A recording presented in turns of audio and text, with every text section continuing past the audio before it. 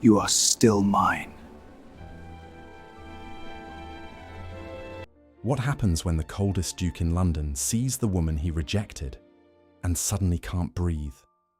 Why does his gaze lock on her like a vow he never broke, only buried? And when another man dares to touch her on the dance floor, why does the duke snap? Because tonight, under chandeliers and whispers sharp as glass, he doesn't ask, he takes. He pulls her into the shadows and growls, "You're still mine." But tell me, can you claim a woman who refuses to bow? What secret forced him to let her go?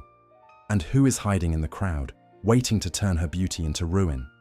Stay with me, because this ballroom is about to explode. If you love intense historical romance with scandal and obsession, subscribe now. Hit like, share this video with a friend who lives for drama, and comment, should Adeline forgive him or destroy him? The night did not begin with music. It began with the moment a crowded ballroom forgot how to breathe. A hush slid across the gilt and candlelight, subtle at first, then absolute, when Adeline Gray stepped into the room. Silk whispered at her ankles, a sound like a secret being told on purpose. The air carried rain trapped in velvet drapes, the cool bite of London fog clinging to collars and hairpins, and beneath it all the faintest trace of sandalwood, warm, steady, impossible to ignore. Heads turned. Smiles froze halfway into politeness. Even the most seasoned gossips paused, as if beauty could be an accusation. Adeline did not enter like a woman seeking approval. She entered like a verdict. Across the sea of satin and jewels stood Duke Roderick Ashcroft, the man London praised for having no tenderness left to exploit. He was still as carved stone, dark coat immaculate, posture a lesson in dominance. Around him, laughter softened. Conversations bent away as if instinctively making room for danger. Men respected him. Women watched him. Everyone feared the consequences of being noticed by him. And yet, when his gaze landed on Adeline, fear became something else. Not for her, for him. Because his eyes did not merely see her, they recognized her. The way a wound recognizes pressure, the way hunger recognizes scent. A single heartbeat passed where his face remained cold perfection, and then the mask tightened, too tightly, betraying the strain beneath it. A gentleman approached Adeline with the bright confidence of a man who believed the world would reward him for trying. He offered a hand, a smile, a line meant to charm. Adeline accepted with a graceful incline of her chin, indomitable even in courtesy, and allowed herself to be guided toward the dance as though the room belonged to her. The orchestra swelled, the floor filled, and the moment another man's palm settled at Adeline's waist, something in the Duke's composure snapped, silent, swift, catastrophic. Roderick moved. He crossed the room with the inevitability of a storm, cutting through dancers and laughter as if etiquette were merely paper he could tear. Whispers rushed ahead of him, startled and delighted. Someone tried to laugh it off, tried to keep the evening safe inside its rules. But rules did not survive Ashcroft when he chose to break them. He reached Adeline and did not ask permission. His hand closed around her wrist, firm, possessive, heated beneath the glove's cool surface, and he pulled her away from her partner as if reclaiming stolen property. The gentleman's smile faltered. The dancers stumbled apart. The music stuttered, then kept playing too brightly, like a lie. Adeline did not stumble. She turned with the pull, balanced as a blade, and lifted her gaze to meet Roderick's. There was no fear in her expression, only challenge, clean, steady, almost luminous. "Release me," she said, softly enough to make it worse. Roderick leaned closer, his voice dropping into something rougher than the ballroom deserved. "You shouldn't be here." "I go where I please, Your Grace," Adeline replied, her tone velvet over steel. "London is not your estate." His grip tightened by a fraction, as if his body remembered a claim his pride refused to confess. "You walk in wearing that," he murmured, anger disguised as accusation, "and expect me to pretend you are nothing." Adeline's smile sharpened. You made me nothing the day you discarded me." A flicker crossed his face, heat beneath ice, gone almost instantly. "I did what I had to do." "No," Adeline said, calm as a closing door. "You did what was easiest for you." The room leaned in, hungry. Fans fluttered like nervous wings. A careless voice, too loud with curiosity, pierced the tension. Did she say, discarded? Was she his? Adeline lifted her chin higher, refusing the shame they offered her. She looked at Roderick as if daring him to either deny her or destroy himself. Then his restraint broke, just enough. "You're still mine," he growled, loud enough for the scandal to become permanent. Silence struck like a slap. Adeline's laughter was quiet, almost tender, and far more dangerous than tears. "Then tell me," she whispered, eyes bright with refusal. "Why did you let me go?" London morning never arrived cleanly. It seeped in, grey and damp, through lace curtains and carriage smoke, through the slow dripping of last night's rain from iron rails. The streets smelled of wet stone and coal ash, of horses and fresh mud, and the fog clung to everything like a rumour that refused to die. Adeline Gray moved through it with her collar high and her spine higher. She was not poor, but she was not sheltered by legend either. Her house was respectable, well kept, quiet, disciplined. Yet it did not roar with ancestral power. It did not intimidate visitors into manners. It required Adeline to do that work herself, with nothing but composure and a gaze that did not flinch. Letters waited for her each day like elegant threats. Invitations written in polite script that could turn, with one missing flourish, into exclusion. Notes from friends who cared but feared association. Requests that disguised themselves as concern while measuring her usefulness. Society had 1,000 ways to touch a woman without leaving fingerprints. Adeline learned to read meaning in paper. A heavier stock meant wealth and confidence. A hurried hand meant desperation. A signature curved too proudly meant someone thought her easy prey. She answered them all with the same calm precision, never pleading, never explaining, never offering anyone the satisfaction of seeing her scramble. Yet there were names that turned ink into ice. Ashcroft. She kept no portraits of him, no mementos. She refused that kind of worship. But memory did not require objects. It lived in her senses. How sandalwood could suddenly feel like a hand closing around her wrist. How the sound of silk could become the echo of a ballroom falling silent. How a single word, spoken with cold authority, could return her to the night she had been dismissed as if her devotion were a stain. The Duke of Ashcroft lived in a different London. His world began behind wrought iron and ended wherever his influence decided it should. His title was older than some streets. His fortune did not merely buy comfort, it bought outcomes. Men adjusted their opinions to suit him. Women measured their daughters against his notice.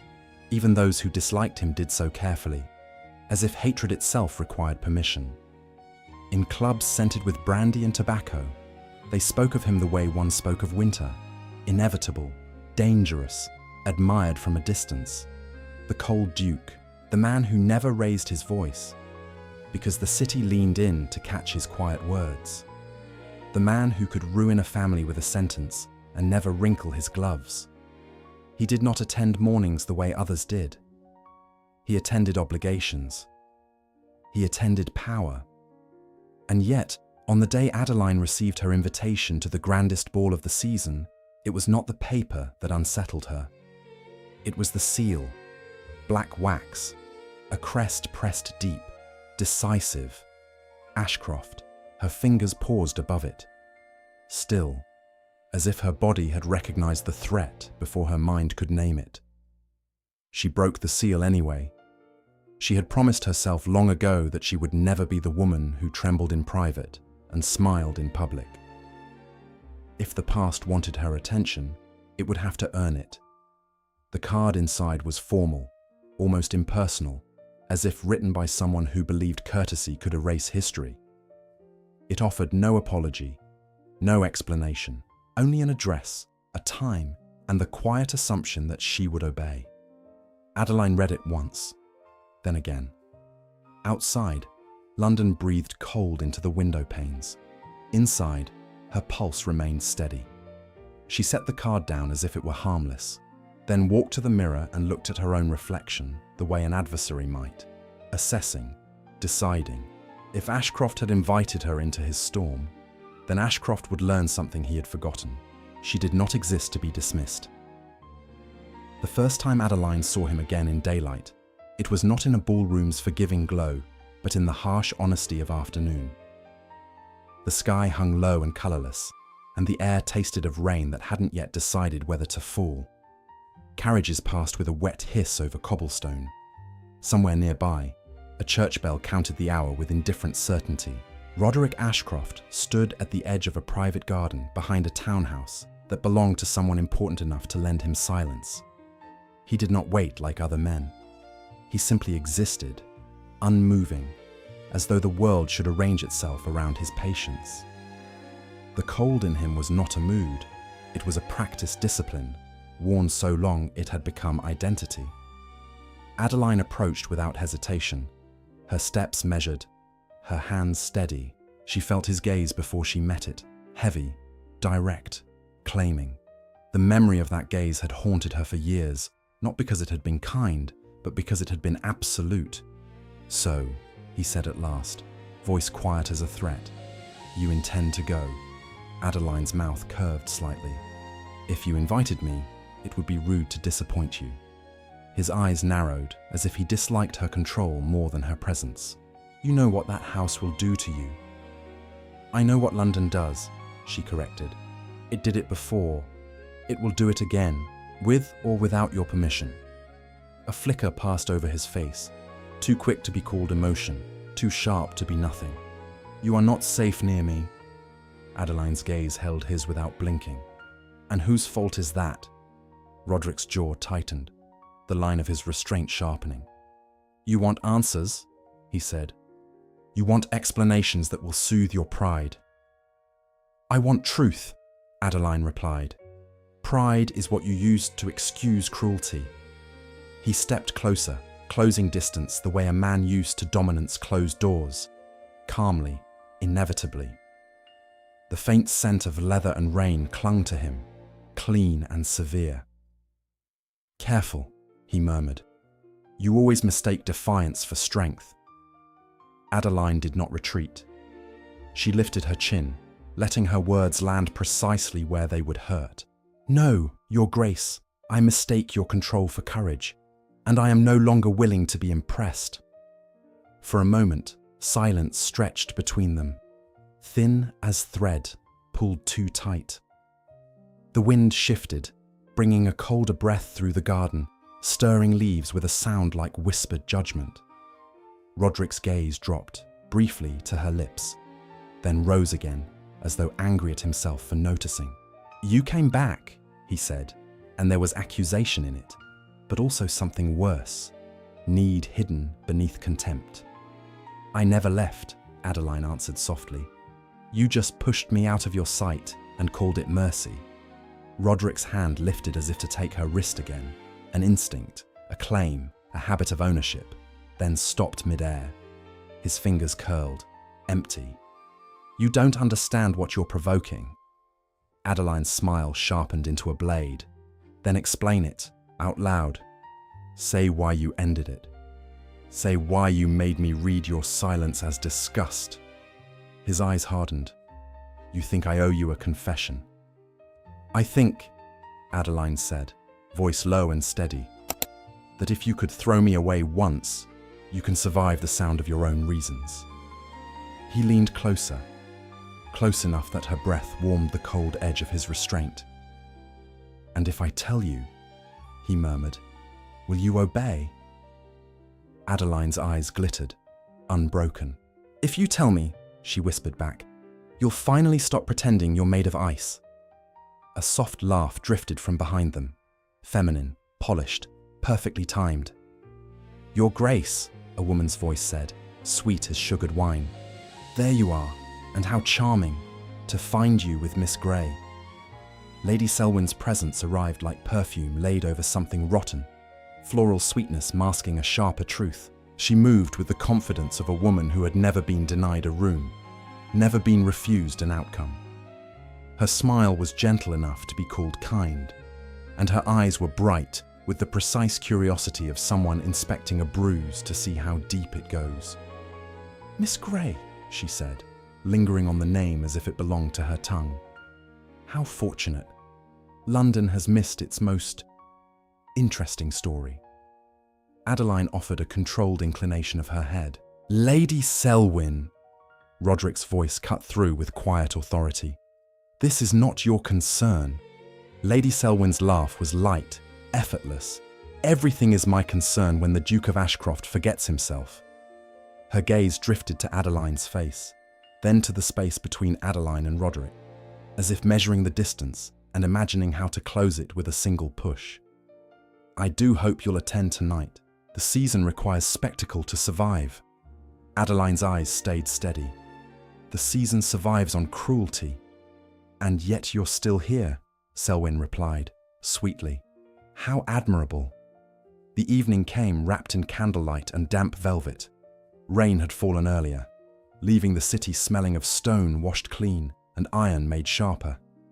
Inside the ballroom, the warmth was rehearsed, music bright, laughter polished, crystal chiming like fragile promises. Adeline entered with her spine straight and her expression calm, as if she had not walked into a mouth waiting to bite. Whispers followed her immediately, flowing from fan to fan, from shoulder to shoulder. She did not lower her gaze. If they wanted to stare, they could choke on the sight of her standing unbroken. Roderick appeared across the room like a shadow, deciding to become solid. He watched her with a stillness that drew attention, even before anyone understood why. His mask was intact, his posture impeccable, but the air around him felt strained, like restraint stretched thin. Lady Selwyn moved through the crowd as if she owned its hunger. She spoke to matrons, to gentlemen, to girls too young to understand the power of a ruined name. Each smile she offered was a small spark, and soon the room was full of quiet fire. Then came the toast.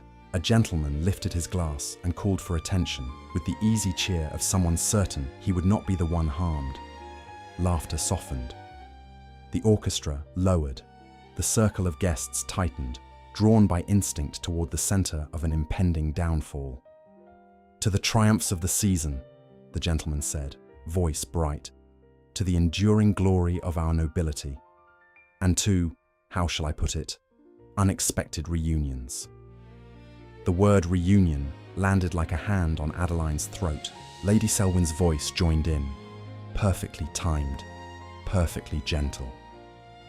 "Some reunions," she murmured, "are simply destiny correcting itself."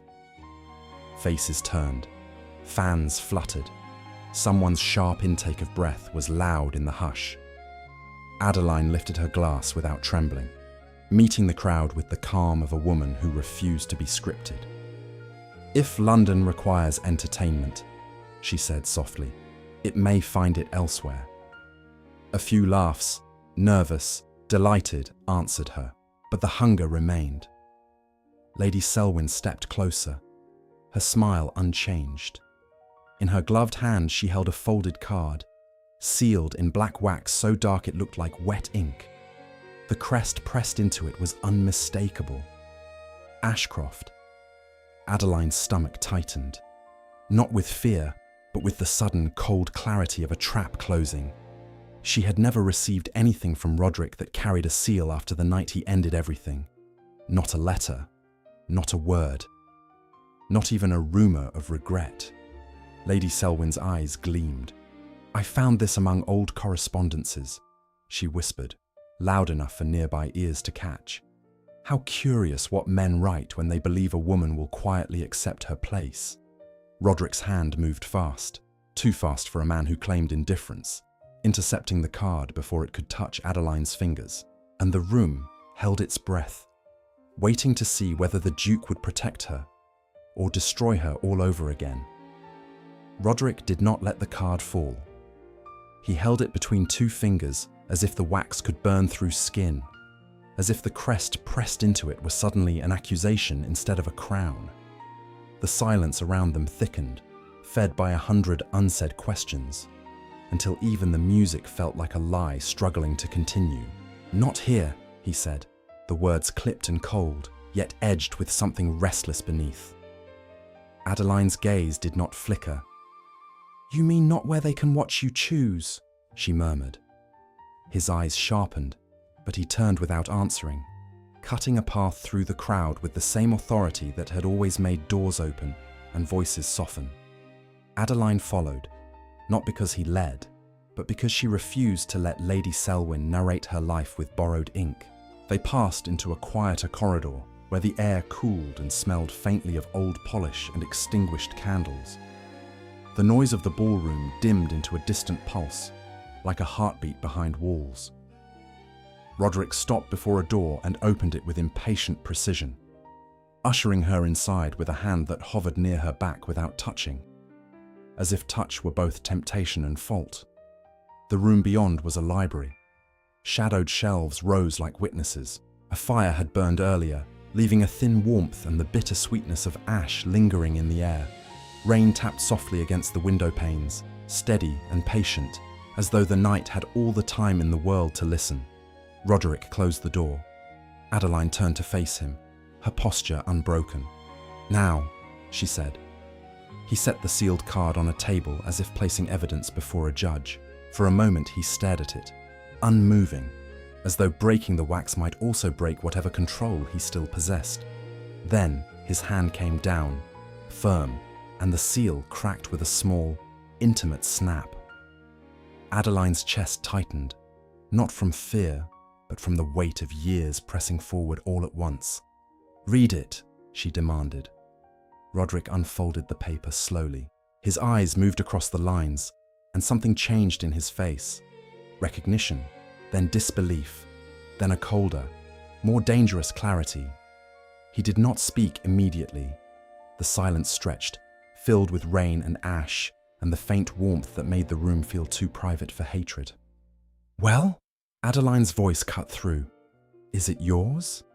"The seal is mine," he said, voice low. "The handwriting is not." Relief flared inside her like a match, followed instantly by rage hot enough to scorch it. "Then someone dressed cruelty in your name," she said, each word controlled and sharp. "And you let me believe it for years." Roderick's jaw tightened. "I didn't know," he said, and the confession sounded like a restraint snapping. "Not then." Adeline stepped closer, eyes bright, merciless. "You ended our engagement. You vanished. You watched London tear me apart and did nothing." His gaze lifted to hers, and for the first time the cold Duke looked almost stripped. "I did what I could," he said, and beneath the ice there was something raw, almost furious, not at her, but at himself. "If I had fought it publicly, if I had kept you close, they would have used you." "They," Adeline echoed, refusing to soften. "Who are they?"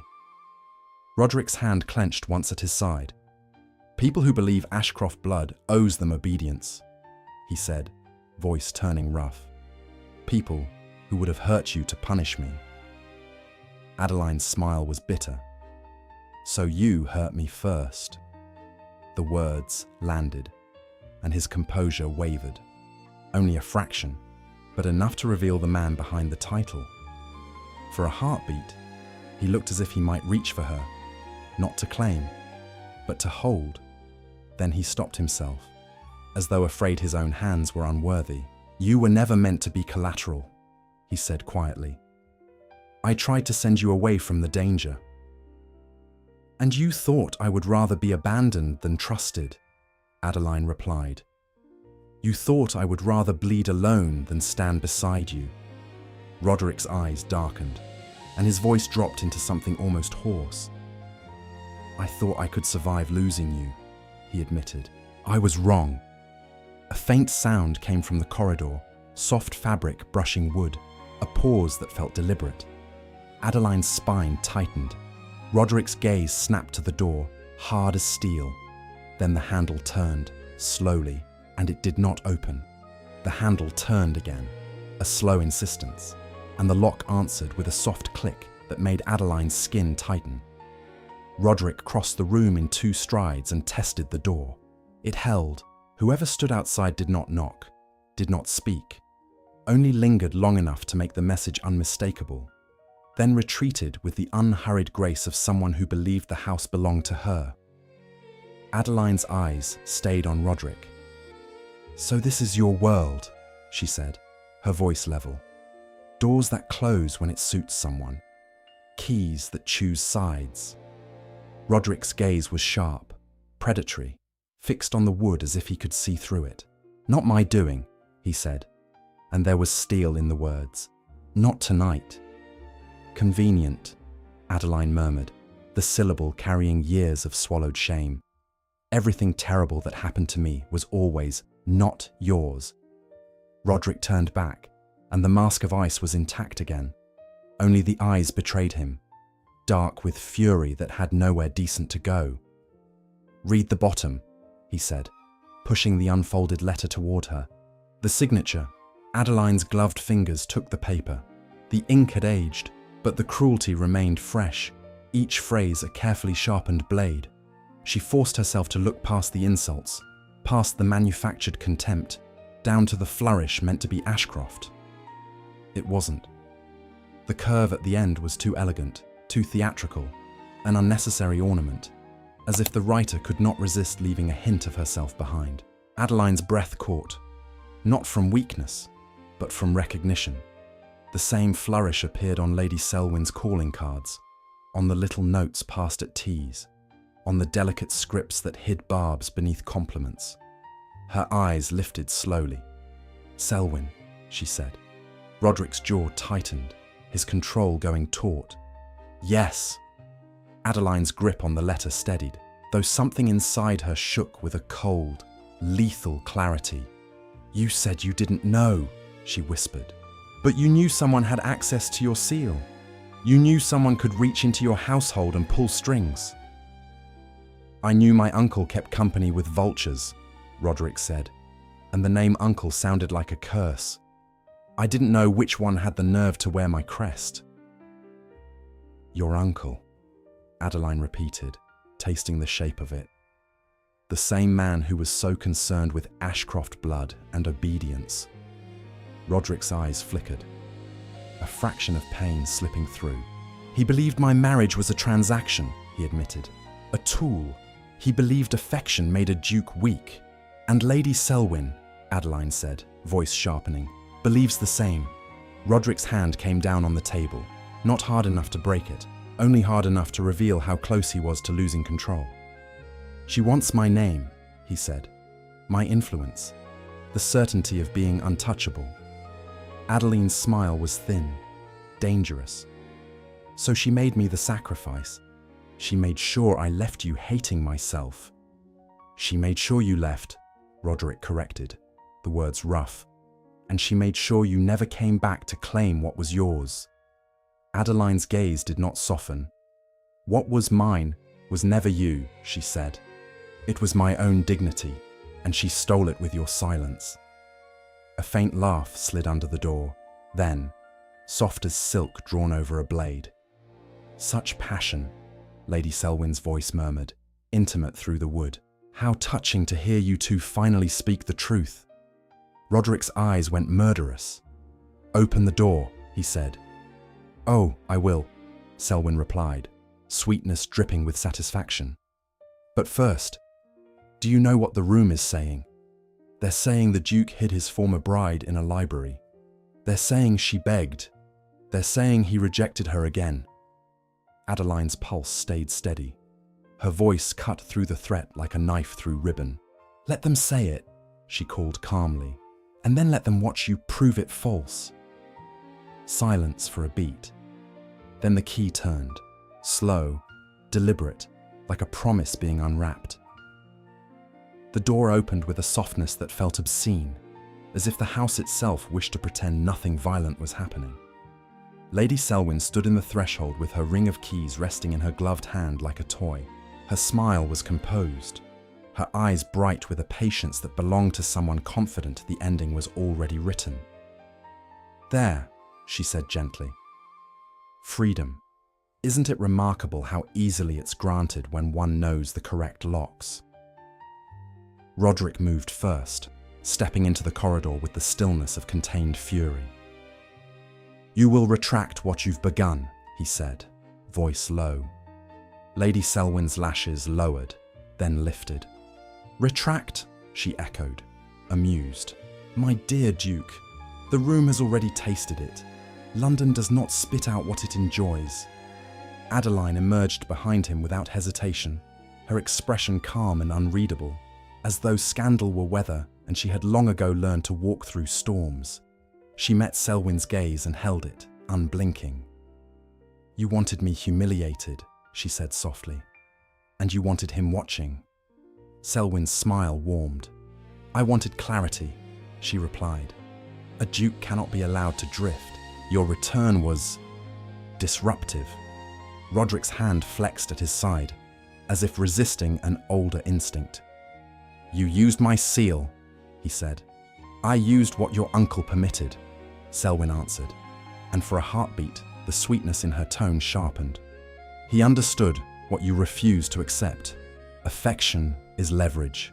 A woman at your side becomes a handle for your enemies." Adeline's voice did not rise. "So you made me the handle," she said, "and you pulled until I broke." Selwyn stepped aside, letting the corridor open toward the ballroom. Music drifted closer, bright and indifferent. "Come," she murmured. "They're waiting." They returned to the glittering heat of the crowd, where laughter clung to people like perfume and curiosity bloomed like rot beneath silk. As Adeline stepped into view, whispers flared instantly.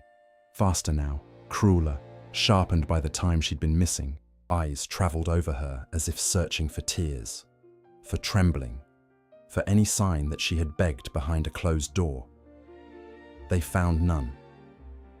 A gentleman approached with practiced boldness, bowing too deeply, voice just loud enough to be overheard. "Miss Gray, may I claim the next dance?" It was not a question. It was a trap dressed as courtesy, designed to force her into submission either way. Adeline studied him for a brief, cool moment, then offered her hand with serene precision. "Of course." Roderick's gaze snapped to her fingers touching another man's.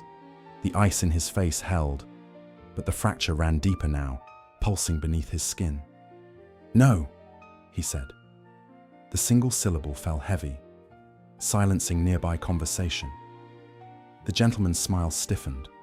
Adeline turned her head toward Roderick, eyes bright with challenge. "You do not decide what I do," she murmured. Roderick leaned in, his voice meant for her alone, rough with restraint. "He is bait." "And you," Adeline replied, equally low, "are not my keeper." Lady Selwyn watched from a perfect distance, her satisfaction barely hidden. The room leaned closer, hungry for the moment when Adeline would be shamed, or when the Duke would finally admit what he could no longer conceal. Roderick's hand closed around Adeline's wrist again, firm, possessive, and the whispers sharpened into a collective intake of breath. Adeline did not pull away. She lifted her chin and spoke softly, with a calm that threatened ruin. "Let go," she said, "or claim me in front of them and suffer the consequences of your own words." Roderick's eyes darkened. For a heartbeat, his control trembled, then turned into something more dangerous. Decision edged with hunger. His hand slid from her wrist to her waist, pulling her closer with undeniable certainty, and the room's silence widened like a wound. The ballroom did not feel like a celebration anymore.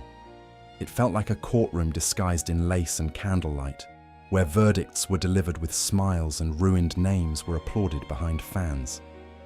Roderick's hand at Adeline's waist was an unmistakable claim, and the room answered it with a collective, greedy silence. For one reckless breath, it seemed the world might tilt in her favor, because the cold Duke had stepped too far into fire to pretend he wasn't burning.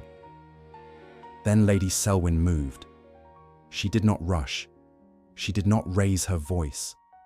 She simply stepped into the attention like a woman born to be believed, her expression gentle with concern, her tone honeyed enough to sound kind even as it sharpened into cruelty. "Forgive me," she said, addressing the nearest circle of matrons and gentlemen, "but I cannot watch in silence, not when a man's honor is being tested so publicly." A soft ripple of murmurs followed, eager and approving. Honor was always more valuable than truth, especially when truth belonged to a woman. Selwyn's gaze slid to Adeline with the faintest pity. "Miss Gray has suffered," she continued, "and I empathize, but desperation can make even the most elegant lady reckless." Adeline's pulse stayed steady, though something cold spread through her chest. "Choose your next words carefully," she said, quiet but clear. Selwyn smiled as if she'd been offered a compliment. "I will," she promised, "because I have evidence." A footman appeared as if summoned by fate, carrying a small tray. On it lay a folded scrap of paper, sealed and initialed, an imitation of propriety. Selwyn lifted it delicately between two fingers. "A note," she said, "delivered to me earlier this evening. It begged for an audience. It spoke of a private meeting. It implied arrangements." The room inhaled. Adeline's skin went cold, not with fear, but with recognition of the game. A forged note, a planted stain, a story that would spread faster than any denial. "That is not mine," Adeline said, voice like steel. Selwyn's eyes softened, cruelly. "Of course you would say that." Roderick's arm tightened around Adeline's waist, and the air around him turned sharp with contained violence. "Enough," he said. But Selwyn was already turning the blade. "Your Grace," she murmured, "you cannot possibly intend to reward this. If you allow her to cling to you, every ambitious woman in London will learn the same lesson."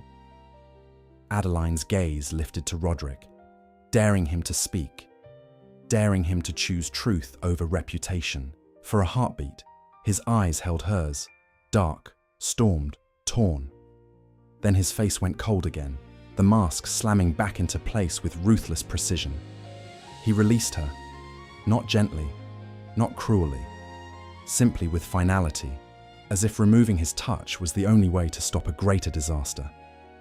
The sudden absence of him felt louder than any music. Roderick turned to the crowd, voice calm enough to be believed. "Lady Selwyn is correct," he said, each word a measured cut. "There will be no misunderstanding. Miss Gray and I share no bond. Nothing that happened tonight should be taken as permission." A shocked murmur surged, half satisfaction, half scandalous delight.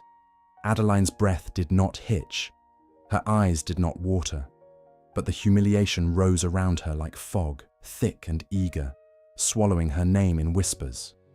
She looked at him, really looked, and spoke so softly only he would hear. "You chose again." Then she turned and walked away through the noise, through the silk and laughter, through the wet-scented air that suddenly felt too cold to breathe. While behind her, the Duke of Ashcroft stood perfectly still, like a man who had just sentenced himself to a lifetime of regret. London at midnight wore a different face, less polished, more honest.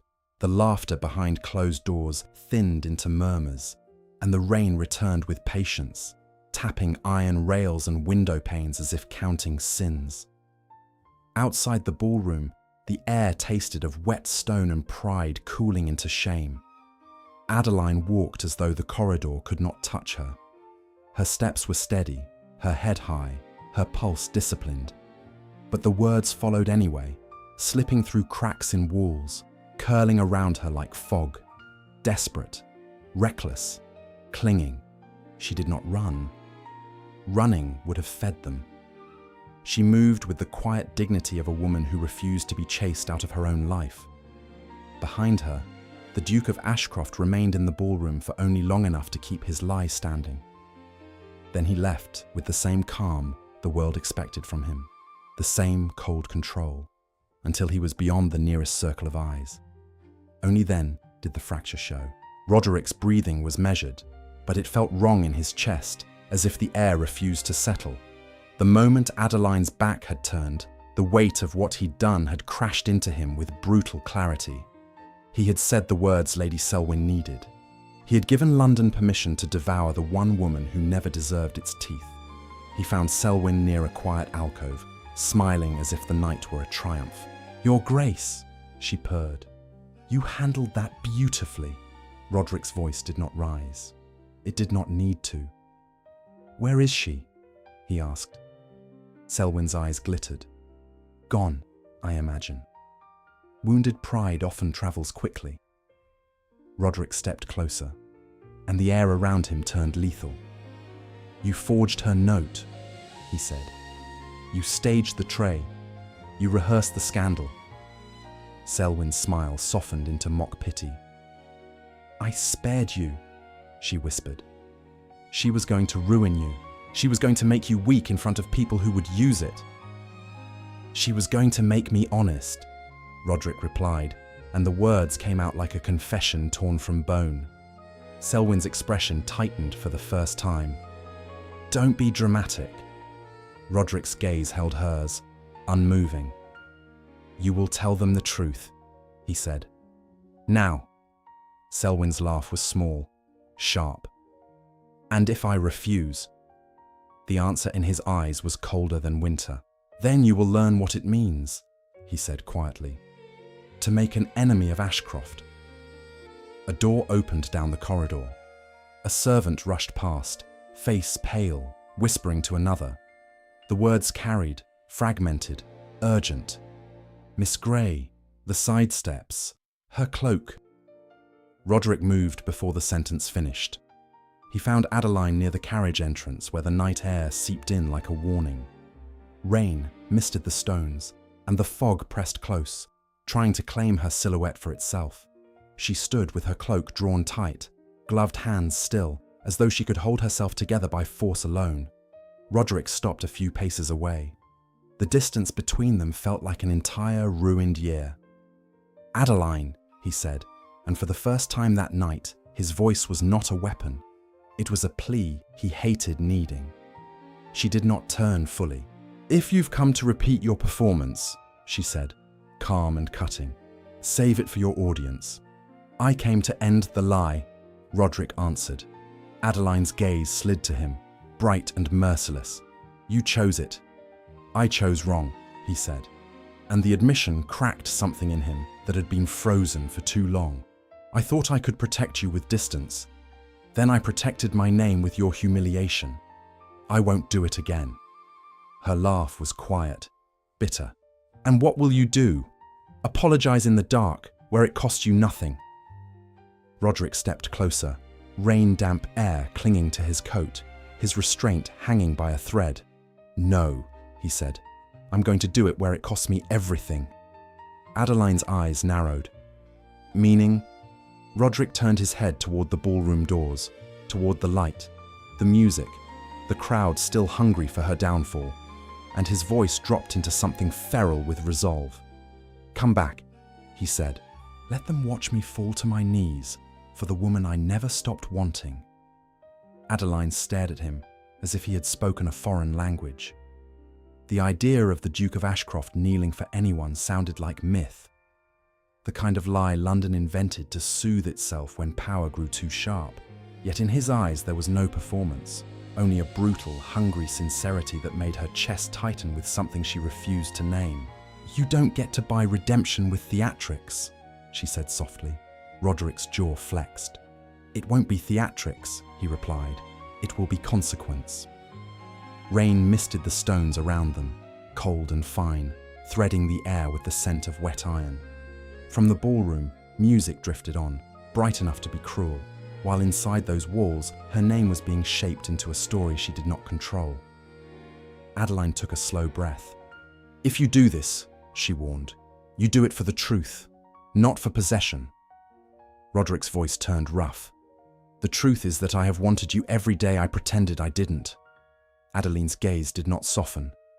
"Want is not enough. It will have to become enough," he said.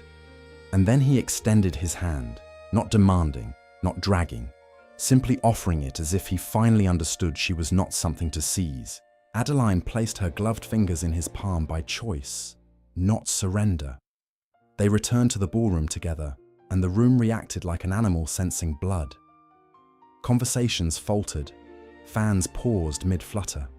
Eyes snapped toward them with delighted shock, because the Duke had brought back the woman he had just denied, and denial was supposed to be final. Lady Selwyn stood near the center, luminous with satisfaction that faltered the instant she saw Adeline beside him again. Her smile remained, but her eyes sharpened. Roderick did not slow. He stepped into the heart of the crowd as though walking onto a battlefield, Adeline at his side like a blade carried openly. When he spoke, his voice was quiet, yet it cut through the room's murmurs as if the chandeliers themselves had leaned closer. "I lied," he said. A gasp rippled outward. Someone dropped a laugh too early and swallowed it. Roderick's gaze swept the faces around him, men who bargained with honor, women who collected ruin like embroidery. Then he looked at Lady Selwyn, and his calm became something lethal. "The note presented tonight was forged," he said. "The scandal was staged. The letter that ended my engagement, written under my seal, was not mine." The room trembled with whispers. Lady Selwyn's smile tightened at the corners. "Your Grace," she began, voice sweet with disbelief. "You cannot expect—" "I can," Roderick interrupted, and the cold in his tone could have frozen wine in a glass. "Because I have witnesses. I have the hand that copied my seal. I have the messenger paid to deliver poison in my name. And I have the proof of the flourish Lady Selwyn cannot resist leaving behind when she thinks herself clever." Lady Selwyn's eyes flashed, and for a heartbeat her composure cracked. "This is absurd." "It's finished," Roderick said. He turned then, not to the crowd, but to Adeline. The ballroom held its breath, shocked into stillness by the sight of a duke looking at a woman, as if she were the only truth left. His hand tightened around hers, steady and unapologetic. "I wronged you," he said, voice roughened by something dangerously honest. "I chose my name over your dignity. I will never do it again." Adeline's chin lifted. "Do you understand what you're asking?" she murmured. "Not forgiveness, not a return, but a future you no longer control." Roderick's eyes darkened. "I'm not asking to control it," he said. "I'm asking to earn it." Lady Selwyn's breath hitched, her defeat arriving not with screaming, but with the slow closing of doors she could no longer unlock. The crowd, sensing the shift of power, turned on her with the same hunger it had offered Adeline, because London adored nothing more than a fallen queen. Adeline stepped forward into the silence and spoke with quiet authority. "You may keep your rumors," she said, "but you will not keep me beneath them." Roderick bowed his head, just slightly, the smallest surrender, more shocking than any shout. Then he raised Adeline's hand and pressed his lips to her knuckles with reverence that felt like a vow. And London, forced to witness it, understood. The cold Duke had lost control, and the woman he tried to discard had returned not as a memory, but as his undoing.